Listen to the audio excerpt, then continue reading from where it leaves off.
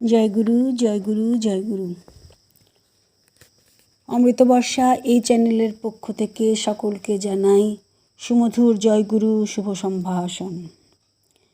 ঠাকুর এবং মায়ের চরণে প্রণাম জানিয়ে আজকের পাঠ উপস্থাপনা শুরু করছি। আজকে আমি আর্য দর্পণ থেকে শ্রী শ্রী ঠাকুরের দিনগুলি এই অংশটুকু পাঠ করছি। শ্রীমতী আনন্দিতা দাস তার লেখা শ্রী ঠাকুরের দিনগুলি।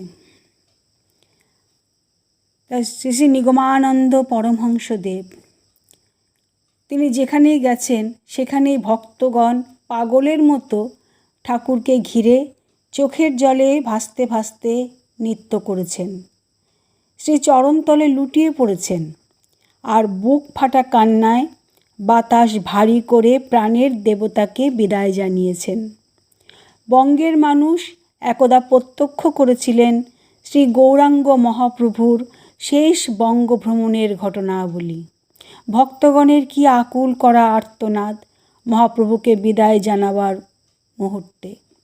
সেই একই দৃশ্যের অবতারণা প্রেমিক প্রবর শ্রী শ্রী ঠাকুর নিগমানন্দদেবকে বিদায় জানানোর সময়টিতে। একমাত্র ঠাকুরই জানেন এই মর্তভূমিতে স্থূল দেহে ভক্ত সঙ্গে প্রেম তরঙ্গে এমন করে মিশে যাওয়া এইবারই শেষ। এই যে ঠাকুরের শেষ পরিভ্রমণ, ভক্তগণকে শেষ দর্শন দান আর শেষ প্রণামের সুযোগ প্রদান। তাই বুঝি কোন এক অজানা আশঙ্কায় ভক্তপ্রাণের এমন উতলা, এমন বুক ফাটা কান্নায় ভেঙে পড়া। পূর্ববঙ্গ পরিভ্রমণ শেষে ঠাকুর বেলঘরিয়ায় ফিরে এলেন। গুরুবেশ ধারণ করে দৈহিক ব্যাধি তুচ্ছ করে জীব উদ্ধারের জন্য তাকে যে পরিভ্রমণ করতেই হবে, শিষ্যের দুঃখভার হরণ যে করতেই হবে তাকে।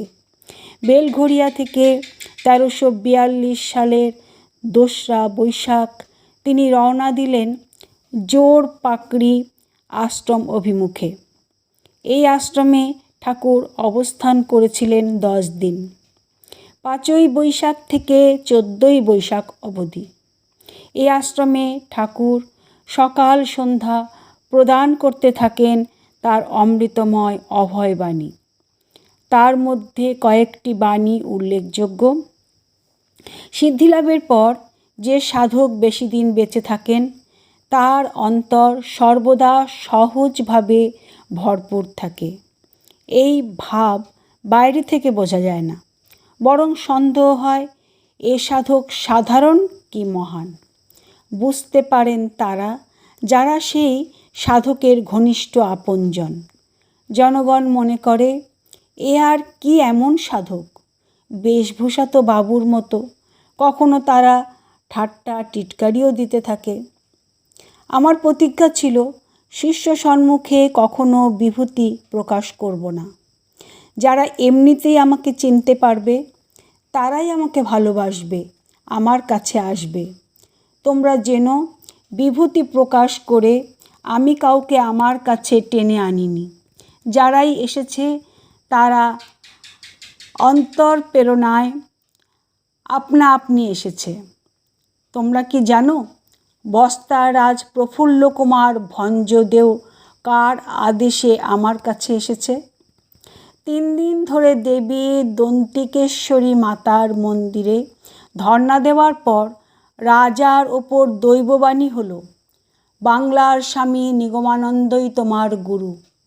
আবার দেখো, গায়কোয়াড়ের ইন্দোরবাসী একজন, যে রেভিনিউ অফিসার, পাঠক পদবী তার মধ্যে অসংখ্য আধ্যাত্ম প্রশ্ন জাগে। কার কাছে গেলে এসব প্রশ্নের উত্তর পাওয়া যাবে, এই চিন্তায় দিন কাটে তার। একদিন এই চিন্তায় আকুল হয়ে ঈশ্বর চিন্তায় মগ্ন হয়ে রইল নদীর নির্জন তীরে। আস্তে আস্তে সে দেখতে পেল তার সম্মুখে আকাশের গায়ে প্রকাশিত হলেন এক দিব্য মূর্তি। যুক্ত করে এই মূর্তিকে সে প্রণাম জানায়, কিন্তু কোথায় পাওয়া যাবে এই দিব্য পুরুষকে এবং কেমন করে? কিছুদিন পর তন্ময় চিত্তে উপবিষ্ট তার সম্মুখে আকাশের গায়ে স্বর্ণাক্ষরে লিখিত একটি নাম ভেসে উঠল, শ্রীমৎ স্বামী নিগমানন্দ পরমহংস। বহু অনুসন্ধান করার পর সুদূর আসামে আমার কাছে এসে সে তার জীবন পাত্র পূর্ণ করে নিল। প্রশ্নের পর প্রশ্ন করে সে সবের যথার্থ উত্তর পেয়ে সে ধন্য হলো। আমাকে সে চিঠি লিখত গড নাম্বার 3 বলে। আবার শোনো, 1321 সালের একটি ঘটনা। হরিদ্বারের কুম্ভ মেলায় সংখ্যাতীত সাধু সন্ন্যাসীর সমাগম দেখে চাটগা নিবাসী এক ব্রাহ্মণের মনে প্রশ্ন জাগে, এদের মধ্যে কে এমন সিদ্ধ সন্ন্যাসী আছেন যিনি মায়া মোহজাল ছিন্ন করে সিদ্ধি লাভ করেছেন আর আত্মস্বরূপে সংস্থিত হয়েছেন? তিনি দেব মন্দিরে 3 দিন ধরে ধর্ণা দিয়ে রইলেন। মনে তার অটুট সংকল্প, তীর্থ দেবতার নিকট তার আকুল প্রার্থনা। দেবতাই তাকে বলে দিন। পরিশেষে তিনি শুনতে পেলেন এক দৈববাণী, হে ব্রাহ্মণ, তেমন সিদ্ধ সন্ন্যাসীর একজন হলেন স্বামী নিগমানন্দ। তোমরা জেনে রাখো, এমন করে অনেকেই আমার কাছে এসেছে, কেউ স্বপ্নাদিষ্ট হয়ে, কেউ প্রত্যাদেশ পেয়ে। তোমরা শুনে রাখো, গুরু হলেন নির্গুণ ব্রহ্ম। তিনি নিজে কোনো কিছু করেন না, কিন্তু তার মাঝে নিহিত আছে যে শক্তি, সেই শক্তিময়ী কৃপা করুণা করে বহু লীলা খেলা করে চলেন। বুদ্ধির অতীত এই দিব্য লীলা কয়জনই বা বোঝে? আমি শক্তিমান। আমার অন্তর্নিহিত শক্তি আমার অনুগতা থেকে সদা সর্বদা সকল কর্ম করে চলেন। আমি শুধু সাক্ষী ও চেতা। ভোলা মহেশ্বর মহেশ্বরী যেমন পরস্পর মিলিত থাকেন, আমারই মধ্যে শক্তিময়ী তেমন করে মিলিত মিশ্রিত হয়ে রয়েছে। আমারই প্রীতির জন্য আমার শক্তি সর্বদা ব্যস্ত হয়ে থাকে। আমার যে কজন শিষ্য, তাদের ওপর আমার শক্তি সদা দৃষ্টি রয়েছে। আমাকে ফাঁকি দিলেও তার অজানা থাকে না কিছুই। যে যেমন কর্ম করে সে কর্ম বুঝে তার ফল দান করে আমার শক্তি। কেন্দ্রে আমি, পরিধিতেও আমি। আমাকে ধরে থাকলে তোদের স্বরূপ জ্ঞান আপনা আপনি লাভ হবে। চিত্তকে হয় নিরালম্ব করে দে, অথবা আমার ধ্যানে তন্ময় হয়ে যা। স্বরূপ জ্ঞান লাভের এটাই পন্থা। আমার এই পচা গলা স্থূল দেহটারও যদি তোরা ধ্যান করিস, তাতেও তোদের মধ্যে আমার স্বরূপ ফুটে উঠবে। আমার এই দেহের মধ্যে সর্বদা বিরাজ করে চিন্ময় দ্যুতি। তাই এই স্থূল দেহের মধ্যেই রয়েছে আমার চিন্ময় দেহ। যে বিপুল শক্তি নিয়ে আমি এই পৃথিবীতে এসেছি, আমার এই স্থূল দেহটা তাকে আর ধারণ করে রাখতে পারছে না। তাই শীঘ্র এর পতন হবে। হয়তো আমি আবার আসব নতুন রূপে, রম রম ঝমঝম করে। আমি গুরু রূপে এসেছি, আর তোরাও শিষ্যরূপে কোন আদি অন্তহীন কাল থেকে আমার সঙ্গে সঙ্গে ঘুরে ফিরে এসেছিস। এবারই তার পরিসমাপ্তি। এই বার্তা শোনানোর জন্যই এবার আমার মর্তধামে আসা। আমার উপদেশ বাণী যেমন তোরা শুনছিস, তেমনি তোদের পরলোকগত গুরু ভাইরাও সূক্ষ্ম দেহে এখানে এসে ব্যাকুল হয়ে আমার উপদেশ বাণী শুনছে। আমি এখানে স্থূল জগতে আছি, তাই তারা পরলোকগত হয়েও আমাকে ছেড়ে স্বেচ্ছায় ঊর্ধ্বগামী হয়নি। আমার স্থূল দেহ ত্যাগ করার পর আমার সঙ্গে তারা যাবে সেই চির আনন্দধামে, চিন্ময় দেহ নিয়ে চিন্ময় গুরুর পাশে। এইরূপে ভক্তগণকে উপদেশামৃত নির্ঝরণীর স্নিগ্ধ ধারায় স্নাত করিয়ে প্রেমময় ঠাকুর 10টি দিন অতিবাহিত করলেন। জলপাইগুড়ি জোরপাকড়ি আশ্রমে। আশ্রমাঙ্গন ধন্য হলো, ধন্য হলো ভক্তগণ, ধন্য হলো স্থানীয় জনগণ। এই আশ্রমে থেকে ঠাকুর 14ই বৈশাখ চিঠি লিখেছেন পুরীতে। পুরী যাব বলে যেতে পারলাম না, কি করিব উপায় নাই। তারা মায়ের এইরূপই বিধান, মঠের ঠিকানায় পত্র লিখিও, আমি শারীরিক ভালো আছি। এই আশ্রমে অবস্থান করার সময় ঠাকুরের শ্রীচরণ দর্শনার্থ তথায় উপস্থিত হন বগুড়া আশ্রম অধ্যক্ষ শ্রীমৎ শক্তি চৈতন্য ব্রহ্মচারী। তিনি ঠাকুরকে নানা কথার পর বললেন, ঠাকুর, আমি তোমার একটি আদেশ লঙ্ঘন করেছি। কি আদেশ লঙ্ঘন করেছিস? ঠাকুরের এই প্রশ্নে শক্তি চৈতন্যজি বললেন, প্রজ্ঞানন্দ মহারাজ মঠ আশ্রমের ইতিহাস এর পাণ্ডুলিপি আমার কাছে পাঠিয়েছিলেন তা ছাপাবার জন্য। আমি তা ছাপাইনি। শুনে ঠাকুর বললেন, বেশ করেছিস, ছাপালে আমি অসন্তুষ্ট হতাম। এ প্রসঙ্গে বলা যায় যে ঠাকুর 1340 সালে জলপাইগুড়ি আশ্রমে আহুত ভক্ত সম্মেলনীতে ভক্তগণকে লক্ষ্য করে বলেছিলেন, প্রজ্ঞানন্দের বাক্যই আমার বাক্য, প্রজ্ঞানন্দের আদেশই আমার আদেশ। প্রজ্ঞানন্দজির মধ্যে কিছুদিনের মধ্যেই একটা অহং কর্তৃত্ব ভাব জেগে ওঠে। তিনি মঠ সংস্কারের ইতিহাস লেখাটিতে নিজেকে সম্মুখে রেখেছেন আর স্বয়ং ঠাকুরকে রেখেছেন পেছনে। ঠাকুরের আসন অধিকার করে তিনি নিজে সম্মুখে দণ্ডায়মান। শক্তি চৈতন্যজির পক্ষে এটা মেনে নেওয়া সম্ভব ছিল না বলে তিনি লেখাটি ছাপাননি। ঠাকুরের আদেশ অমান্য করার কথা বলায় শক্তি চৈতন্যজিকে আশ্বস্ত করে ঠাকুর বললেন, বেশ করেছিস, ছাপালে আমি অসন্তুষ্ট হতাম। জলপাইগুড়ি আশ্রমে আসার আগে শক্তি চৈতন্যজি স্বপ্ন দেখেন। ঠাকুরকে তিনি বলেন, ঠাকুর, তুমি আমার কে? ঠাকুর বললেন, আমি তোর মৃত্যু। এই স্বপ্নের অর্থের কথা তিনি এইবার এখানে ঠাকুরকে জিজ্ঞাসা করায় ঠাকুর বললেন, হ্যাঁ, আমি তোর মৃত্যু, তোর অহংয়ের মৃত্যু, তোর জীবত্বের মৃত্যু। জলপাইগুড়ি আশ্রমের ভূমিদাতা গুরুচরণদেব রায়কত একদিন তার এক বিত্তশালী আত্মীয় তারকেশ্বর বসুনিয়াকে ঠাকুর সকাশে নিয়ে এলেন ঠাকুরের নিকট, তিনি কয়েকটি প্রশ্ন রাখবেন বলে। লোকটি ছিল ঠাকুরের বিরুদ্ধবাদী। ঠাকুরের অনুমতিক্রমে তাকে ঠাকুরের সম্মুখে আনা হলো, কিন্তু লোকটা ঠাকুরকে দেখেই স্তম্ভিত হয়ে কাঁপতে লাগলো। গুরুচরণ তাকে বললেন, ঠাকুরকে কি জিজ্ঞাসা করবেন করুন, তিনি আপনার জন্য বসে আছেন। লোকটি কাঁপতে কাঁপতে বলল, না, আমার কিছু জিজ্ঞাসা করার নেই। এই আশ্রমে বসেই ঠাকুর শ্রী শক্তি চৈতন্যজি লিখিত জয় গুরু নাম মাহাত্ম্য শুনে অত্যন্ত খুশি হয়েছেন।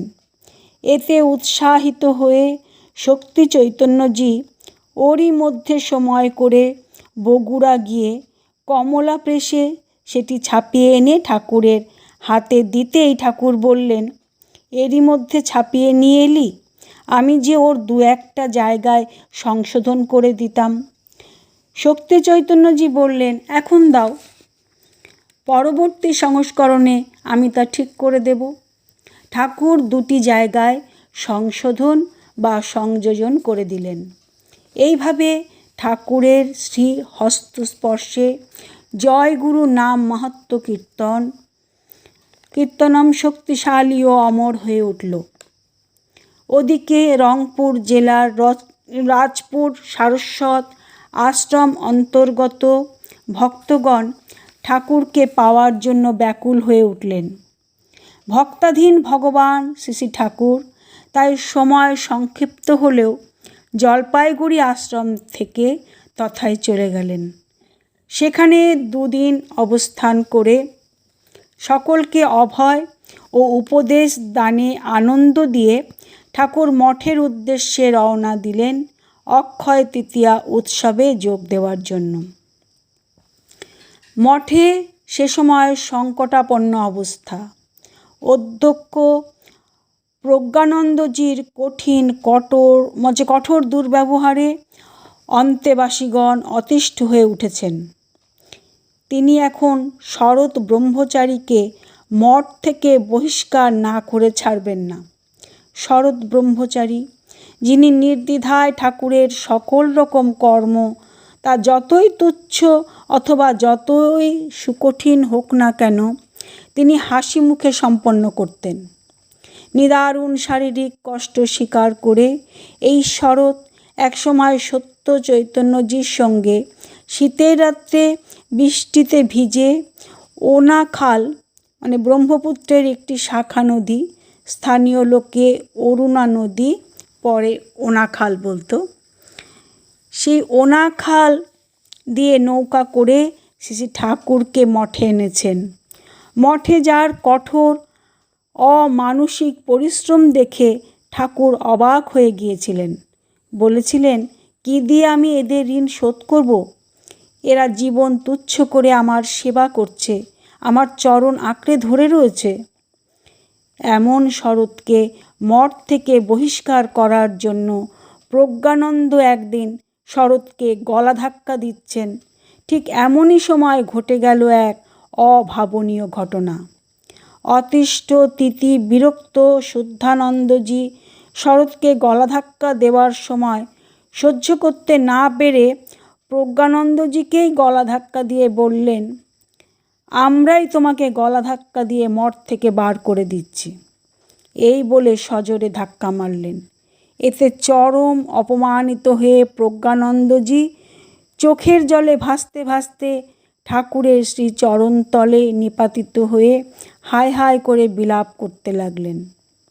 শ্রী ঠাকুর ঘটনার বিবরণ শুনে শুদ্ধানন্দকে ডেকে বললেন, তুমি এখনই মঠ থেকে দূর হয়ে যাও, একেবারে চিরদিনের মতো। শুদ্ধানন্দ চোখের জল মুছতে মুছতে মঠ থেকে বেরিয়ে গেলেন। তার চোখের জল দেখে ঠাকুরের মন বিচলিত হয়ে উঠল। কাকে ছাড়েন, কাকে রাখেন? এই দিন বিকেলে ঠাকুর মঠের সকল অন্তেবাসীকে ডেকে পাঠালেন। সকলে সমবেত হলে পরে ঠাকুর তাদের লক্ষ্য করে বললেন, যারা প্রজ্ঞানন্দের আদেশ মান্য করে চলবে তারা আমার পাশে এসে দাঁড়াও, আর বাকি যারা থাকবে তারা এখান থেকে দূরে সরে দাঁড়াও। ঠাকুরের এই আদেশে সকলেই একে একে দূরে সরে গিয়ে দাঁড়ালেন। বাকি থাকলেন একা প্রজ্ঞানন্দ। ঠাকুর বললেন, প্রজ্ঞানন্দ, সেবকবৃন্দ ছাড়া মঠের এই দায় দায়িত্ব বহন করতে পারবে কি? গর্বিত কণ্ঠে তিনি বললেন, কয়জন ভৃত্যকে নিয়ে আমি সুষ্ঠুভাবে মঠ পরিচালনা করতে পারবো। এই সব জাল জঞ্জাল চাই না, এদের সামলানোই দায়।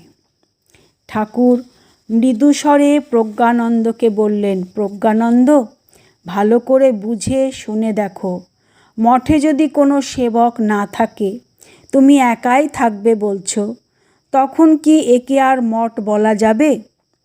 আমি বরং কিছুদিনের জন্য স্বাধীনভাবে মঠ পরিচালনার দায়িত্ব নলিনী ব্রহ্মচারীর ওপর ন্যস্ত করলাম। দেখাই যাক না সে সেবকগণকে চালাতে পারে কি না। তুমি বরং কিছুদিনের জন্য ঘুরে এসো। তোমার চিত্ত স্থির ও শান্ত হলে তবেই তুমি এখানে ফিরে আসবে। এসব ঝামেলার মধ্যে থেকে ঠাকুর 2রা জ্যৈষ্ঠ মঠ থেকে পুরীতে চিঠি লিখলেন। বেলঘরিয়ায় দেহটা ক্রমশ ভালো হইতেছিল। উত্তরবঙ্গে আসিয়া বেশ সুস্থ হইয়াছিলাম, এখানে আসিয়াই আবার অসুস্থ হইয়া পড়িয়াছি। আমার অদৃষ্টে তারামারই ইহাই বিধান, নতুবা এ সময় মঠে আসিব কেন? এখানে অধ্যক্ষের সহিত সেবকদিগের মহা গোলযোগ বাঁধিয়াছে। এই সব মিটমাট করে আমার যেতে দেরি হবে। এখানকার গোলমালে বড় অশান্তিতে আছি বাপু। কোথাও একটু শান্তিতে থাকতে পারলাম না। কবে তারামার কাছে গিয়ে একটু জুড়াবো। 19শে জ্যৈষ্ঠ ঠাকুর মঠ থেকে আর একটি পত্রে জানালেন যে 22শে জ্যৈষ্ঠ তার কলকাতা যাওয়ার কথা থাকলেও ইহার অর্থাৎ মঠের সেবকগণ কিছুতেই ছাড়তে রাজি নয়। আম কাঁঠাল পাকিয়া উঠিতেছে, কিছু না খাইয়া গেলে ইহাদের মনকষ্টের অবধি থাকিবে না, বিশেষত যোগ মায়ার। সুতরাং বাধ্য হইয়া থাকিতে হইল। এভাবে অশান্তি এবং সেবকগণের ভালোবাসা শ্রদ্ধা ভক্তি মিশ্রিত সেবার মধ্যে দিয়ে ঠাকুর জ্যৈষ্ঠ মাস মঠে অতিবাহিত করলেন। 1 আষাঢ় ঠাকুর মঠ থেকে পুরীতে অন্য একটি পত্রে জানিয়েছেন, আমি ভালো আছি। রোজ রিকশাতে নতুন রাস্তায় অনেক দূর বেড়াই। এদেশে আদৌ গরম নাই, আনন্দেই আছি। এই নতুন রাস্তাটি মঠে ধান ক্ষেতের মধ্যে দিয়ে তৈরি করে একেবারে রেল লাইন পর্যন্ত নিয়ে যাওয়া হয়েছে। সর্বপ্রথম এই নতুন রাস্তাটি ঠাকুরই ব্যবহার করবেন, এই আশায় সেবকগণ মঠে আসার জন্য ঠাকুরকে পুনঃ পুনঃ চিঠিতে অনুরোধ জানিয়েছিলেন। এবারে সেবকগণের সে স্বাদ পূর্ণ হওয়ায় তারা ধন্য ও কৃতার্থ হলেন। 11 আষাঢ় ঠাকুর মঠ থেকে পুরীতে লিখলেন যে তিনি 13 আষাঢ় মঠ থেকে রওনা দিয়ে 17 আষাঢ় হাওড়ার ফণীভূষণ মিত্রের বাড়ির গৃহপ্রবেশ অনুষ্ঠানে উপস্থিত থাকবেন। ফণীভূষণের ঐকান্তিক ইচ্ছা এটা। ওদিকে বগুড়ার হরপ্রসাদ রায়চৌধুরী ঠাকুরের চিঠি পেয়ে বগুড়া আশ্রমে গিয়ে অধ্যক্ষ শক্তি চৈতন্যকে জানালেন যে ঠাকুর 15 আষাঢ় রবিবার 10টার ট্রেনে বগুড়া আসছেন। পরদিন সকালের 6টায় ট্রেনেই তিনি কলকাতা যাবেন। যথাসময়ে ঠাকুর আশ্রমে এলেন। এই দিন সন্ধ্যা আরতির পর ঠাকুর তার শয়ন গৃহে সত্য চৈতন্য ও শক্তি চৈতন্যকে ডেকে পাঠালেন। সত্য চৈতন্যজির দিকে চেয়ে ঠাকুর বললেন, তোমাকে আমি দিয়ে গেলাম আমার আধ্যাত্ম জগতের ভার। আর শক্তি চৈতন্যজির দিকে চেয়ে বললেন, তোমার উপর রইল আমার কর্মজগতের ভার। পরদিন 16 আষাঢ় ঠাকুর কলকাতার উদ্দেশ্যে রওনা হলেন। 17 আষাঢ় ফণীভূষণ মিত্রের বাড়িতে গৃহপ্রবেশ অনুষ্ঠানে যোগ দিলেন। এই সময় ঠাকুর জ্বর নিয়ে বেলঘরিয়ায় চলে আসেন। সঙ্গে সর্দি কাশি তো আছেই। ওদিকে কুতুবপুরেও স্কুল সংক্রান্ত ব্যাপারে গোলমাল চলছে। সেখানেও ঠাকুরকে যাওয়ার জন্য আবেদন নিবেদন। বেলঘরিয়ায় সর্দি কাশি ও জ্বরে ভুগে ঠাকুর এত দুর্বল হলেন যে 8ই শ্রাবণ তিনি পুরীতে লিখলেন, শরীর এত খারাপ লাগছে যে বিশেষ প্রয়োজন থাকা সত্ত্বেও কুতুবপুর স্কুলের মিটিংয়ে যেতে পারলাম না। বেলঘরিয়া থেকে ঠাকুর 14ই শ্রাবণ পুরীতে লিখলেন, আমি আগামীকাল রাত্রে পাবনা জেলার দীঘলকান্তিতে ভুবনের বাড়ি যাইতেছি। তথা হইতে ফিরিবার পথে কুতুবপুর যাইব। জন্ম উৎসবের 2-3 দিন পরে এখানে ফিরিয়া আসিব। আমি এখন ভালো আছি, ঔষধ খাচ্ছি। শ্রী ঠাকুর দীঘলকান্তি ভুবন ব্রহ্মচারীর পূর্বাশ্রমের গৃহে 16ই শ্রাবণ বৃহস্পতিবার থেকে 25শে শ্রাবণ শনিবার এই 10 দিন অবস্থান করে ভক্ত সঙ্গে মহানন্দে মত্ত রইলেন। বগুড়া থেকে এসেছেন শক্তি চৈতন্যজি এবং সত্য চৈতন্যজি। এই 10টি দিনের একটি দিনও বাদ যায়নি যেদিন গৃহটি আনন্দ মুখরিত হয়নি। এ বাড়ির ছোট ছেলেরা হলো ঠাকুরের বন্ধু আর ছোট মেয়েরা হলো ঠাকুরের সই। এ বাড়িতে ঠাকুর শুধু গুরু নন, তিনি গৃহকর্তা রূপে বিরাজিত থাকতেন। শ্রী শ্রী ঠাকুর 25শে শ্রাবণ শনিবার দিনই এই বাড়ি থেকে রওনা দিলেন যোগনালা গ্রামে মনীন্দ্রনাথ চক্রবর্তীর বাড়ি। ঠাকুরের সঙ্গী ছিলেন শক্তি চৈতন্যজি, সত্য চৈতন্যজি, ভুবন ব্রহ্মচারী, জিতেন ব্রহ্মচারী, সুরেন ব্যানার্জি, ঠাকুরদাস ব্রহ্মচারী প্রমুখ। মনীন্দ্রনাথ চক্রবর্তীর অনেক কন্যা সন্তানের পর একটি পুত্র সন্তান হয়েছে। শিশুটির বয়স 1 বছর 4 মাস। মণিবাবুর গৃহে গিয়ে ঠাকুর এই শিশুটিকে খুব আদর করতে লাগলেন। আর শিশুটি পা ছুঁড়ে ঠাকুরকে আঘাত করেই চলল। ঠাকুর বললেন, কিরে, তুই কি আমাকে হেমনগরের প্রজা পেয়েছিস যে লাথি মারছিস? এই প্রসঙ্গে বলা যায় যে মনীন্দ্রনাথ চক্রবর্তী ছিলেন হেমনগরের প্রতাপশালী জমিদার হেমবাবুর হরিপুর কাছারির নায়েব। হেমবাবু ছিলেন ঠাকুরের অত্যন্ত বিরোধী, ঠাকুরের নিন্দায় পঞ্চমুখ। এত বড় মহাপুরুষের নিন্দা চর্চা করা ধর্মে সইল না। শেষ বয়সে হেমবাবু দুরন্ত ব্যাধিতে আক্রান্ত হলেন। চিকিৎসাদি বিফল হলো। ঘোরতর মনস্তাপে জর্জরিত হয়ে একদিন মণি চক্রবর্তীকে সঙ্গে নিয়ে গোপনে পুরীতে গিয়ে শ্রী শ্রী ঠাকুর এর চরণে নিপাতিত হলেন, ক্ষমা চাইলেন এবং আশ্রয় চাইলেন। ক্ষমাভূপ ঠাকুর হেমবাবুকে ক্ষমা করলেন এবং শ্রী চরণাশ্রিত করলেন। দীক্ষার দিনই ঠাকুর তাকে বলে দিলেন, বাকি কর্মফল ভোগার জন্য তোমাকে আর একটা জন্ম নিতে হবে। মণিবাবুর এই পুত্র সন্তানটি হল পূর্বজন্মের প্রবল প্রতাপান্বিত জমিদার হেমনগরের হেমবাবু। 27শে শ্রাবণ পর্যন্ত ঠাকুর যোগনালায় ছিলেন। 28শে শ্রাবণ ঠাকুর যোগনালা থেকে গুরুধাম কুতুবপুর উদ্দেশ্যে রওনা দিলেন। তথাকার ভক্তগণ ঠাকুরকে পাওয়ার জন্য উদ্গ্রীব হয়ে রইলেন।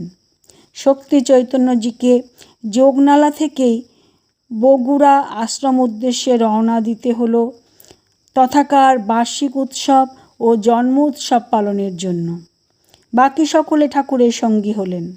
এই মর্তভূমিতে শক্তি চৈতন্য ব্রহ্মচারীর এই শেষ দর্শন, স্পর্শন, প্রণাম ও মধুর বাণী শ্রবণ তার হৃদয় দেবতা শ্রী ঠাকুরের। তারিখটি 27শে শ্রাবণ 1342। ঠাকুর নীলাচল কুঠির থেকে পরিক্রমার্থে রওনা দিয়েছেন 1341 সালের কার্তিক মাসে, আর এখন শ্রাবণের শেষ। এই 10 মাস ঠাকুর ভক্তগণের আহ্বানে শুধুই ছুটে চলেছিলেন জীব উদ্ধারের জন্য, আর্ত মুমুক্ষ মানুষের মুখে হাসি ফোটানোর জন্য। 29শে শ্রাবণ শ্রী শ্রী ঠাকুরের জন্মোৎসব। বিশাল তার আয়োজন। সকলে ঠাকুরকে নিয়ে পরমানন্দে মেতে উঠলেন। কে জানত এইবারই শেষ জন্মের মতো তাদের প্রিয় নলিনীকে, প্রিয়তম প্রেমময় ঠাকুরকে বিদায় জানাতে হবে। সকলকে স্বর্গীয় আনন্দ দান করে ঠাকুর কুতুবপুর থেকে বেলঘরিয়ায় ফিরে আসেন। বেলঘরিয়ায় বিশ্রামের জন্য ঠাকুর কিছুদিন অবস্থান করেন। এখানে ওখানে এ ভক্ত সে ভক্তের বাড়িতে চলে যেতেন এবং পুনঃ বেলঘরিয়ায় ফিরে আসতেন। এভাবেই ভাদ্রের 2য় সপ্তাহ পর্যন্ত এখানে অবস্থান করেন। ইংরাজি 31শে আগস্ট, বাংলা 13 থেকে 14 ভাদ্র ঠাকুর নীলাচল কুঠিরে ফিরে এলেন। কুঠিরের সকলে এবং দুর্গাচরণ প্রমুখ ভক্তগণ ঠাকুরকে পেয়ে মহা খুশি হলেন। আজকের মতো পাঠ উপস্থাপনার আমি এখানেই বিশ্রাম দিলাম। জয় গুরু, জয় গুরু, জয় গুরু।